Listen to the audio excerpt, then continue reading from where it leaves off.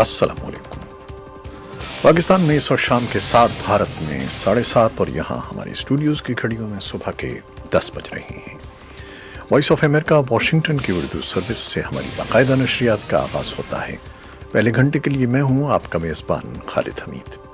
जैसा कि आप देख रहे हैं, फेसबुक लाइव पर हम आपके सामने हैं और वेबसाइट और रेडियो पर हमारा ये 1 घंटे का न्यूज़ शो जारी रहेगा। तो आगाज़ करते हैं पहले आज की अहम खबरों की सुर्खियों से। अक़वाम मुत्तहिदा की सिक्योरिटी काउंसिल का जुमेरात के रोज़ इजलास हो रहा है, जिसमें शिमाल मशरिक़ी शाम में तुर्क फौजी कार्रवाई पर बहस की जाएगी। उधर तुर्की ने शाम में कुर्द मिलिशिया के खिलाफ बाज़ाब्ता कार्रवाई शुरू कर दी है, जबकि सदर डोनाल्ड ट्रंप ने इस इल्ज़ाम की तरदीद की है कि उन्होंने इत्तेहादी कुर्दों को तन्हा छोड़ दिया है। सदर डोनाल्ड ट्रंप ने पेशगोई की है कि अवानी नुमाइंदगान के डेमोक्रेट्स के साथ इनके मुआवजे की जंग का मामला अमरीकी सुप्रीम कोर्ट तक जाएगा। जर्मनी के शहर हैली में एक यहूदी इबादतगाह पर मुबैना हमले की कोशिश नाकाम बना दी गई है। कराची की बड़ी सियासी जमात मुत्तहिदा कौमी मूवमेंट के बानी अल्ताफ हुसैन पर अगस्त सन 2016 में नफरत अंगेज तकरीर करने के केस में बरतानिया में फर्द जुर्म आयद कर दी गई है। अमरीका के साबिक मिलिट्री कमांडर और CIA के सरबराह जनरल डेविड पैट्रेस ने कहा है कि अफगानिस्तान में अमन और इस्तेहकाम के लिए पाकिस्तान इंतहाई अहम किरदार अदा कर सकता है। पाकिस्तान के दफ्तर खारजा के तर्जुमान का कहना है कि इस बात का इम्कान है कि वज़ीर आज़म इमरान खान ईरान और सऊदी अरब का दौरा करेंगे।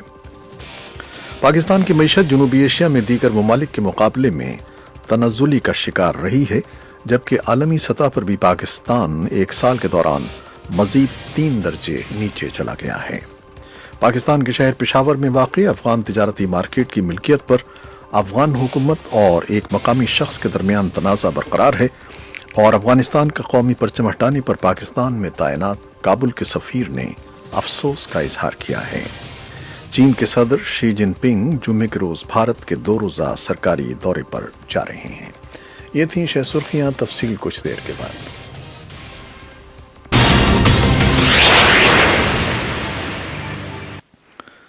अक़वाम मुत्तहिदा की सिक्योरिटी काउंसिल का जुमेरात के रोज़ इजलास हो रहा है, जिसमें शिमाल मशरिक़ी शाम में तुर्क फौजी कार्रवाई पर बहस की जाएगी। तुर्की इसे दहशतगर्दों के खिलाफ एक महदूद और जिम्मेदाराना ऑपरेशन करार देता है, जबकि ज़्यादातर कुर्द जंगजू इसे अपने लोगों का कत्लेआम करार देते हैं और मदद का मुतालबा कर रहे हैं। तुर्क फोर्सेज ने फ़ज़ाई हमलों से आगाज़ किया है और बाद में अपनी ज़मीनी फ़ौजें भेज दी हैं। तुर्क वज़ारत दिफ़ा ने जुमेरात के रोज़ एक बयान में इसे कामयाब कार्रवाई करार दिया है, लेकिन तफसील नहीं बताई। तुर्क सदर रजब तैयब अर्दवान ने जुमेरात के रोज़ कहा कि 109 दहशतगर्द हलाक कर दिए गए हैं। उनका इशारा शामी कुर्द जंगजुओं की तरफ था। तुर्की ने शाम में कुर्द मिलिशिया के खिलाफ ये बाज़ाब्ता कार्रवाई शुरू की है। दूसरी जानिब सीरियन डेमोक्रेटिक फोर्सेज SDF और Kurdish peoples protection units YPG ने अमरीका के फौज के शाम से इनखला के ऐलान की मजम्मत की है, जबकि सदर डोनाल्ड ट्रंप ने इस इल्ज़ाम की तरदीद की है कि उन्होंने इत्तेहादी कुर्दों को तन्हा छोड़ दिया है। ताहम अरब ममालिक इस फैसले पर तशवीश का इजहार कर रहे हैं। सदर डोनाल्ड ट्रंप ने पेशगोई की है कि ऐवान नुमाइंदगान के डेमोक्रेट्स के साथ उनके मुआवजे की जंग का मामला अमरीकी सुप्रीम कोर्ट तक जाएगा। सदर बुध के दिन अखबारी नुमाइंदों से बातें कर रहे थे।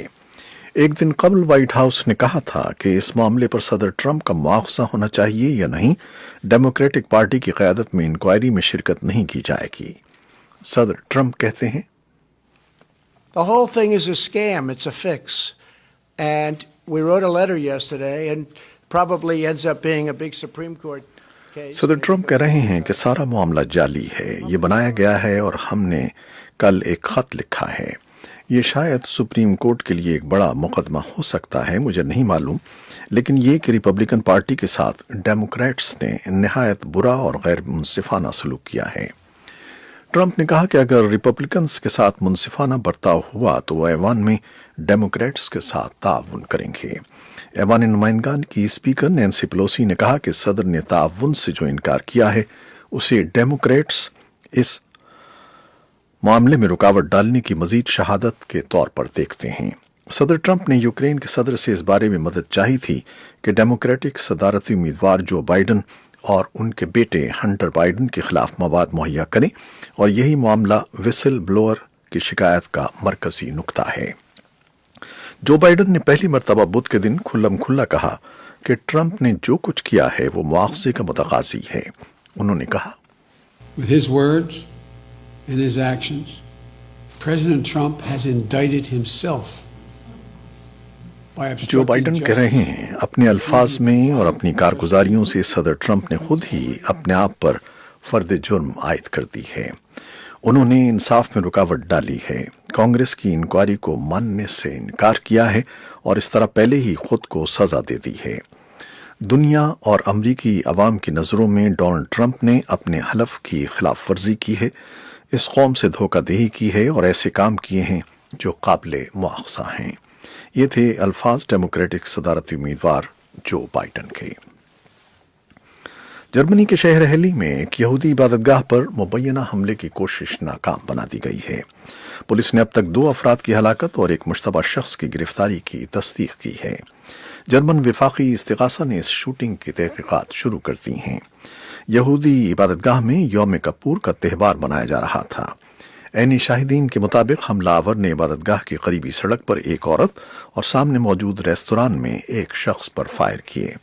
تاہم ابھی یہ واضح نہیں ہے کہ حملے کا ہدف سینیگاگ تھا یا ریستوران۔ تفتیش کاروں نے واقعے کی چھان بین کا آغاز کر دیا ہے۔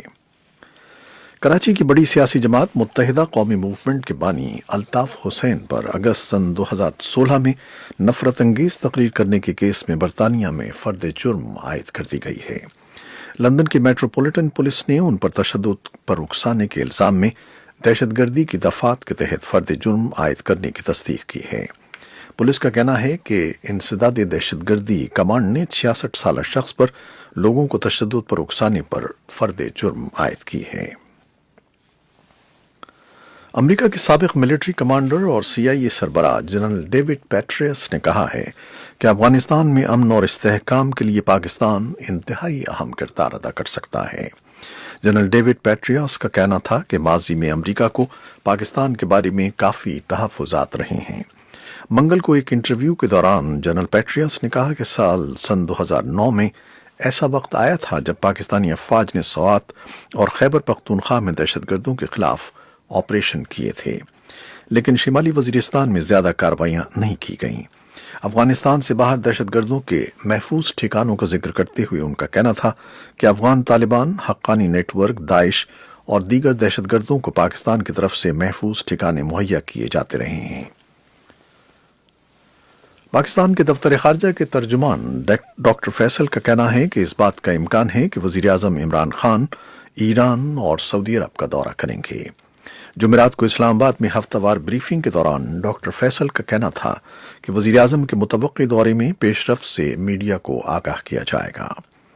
وزیراعظم عمران خان کے حالیہ دورہ امریکہ اور چین کے تناظر میں سعودی عرب اور ایران کے دورے سے متعلق سوال پر دفتر خارجہ کے ترجمان کا کہنا تھا کہ وہ اس پر مزید کوئی تبصرہ نہیں کر سکتے۔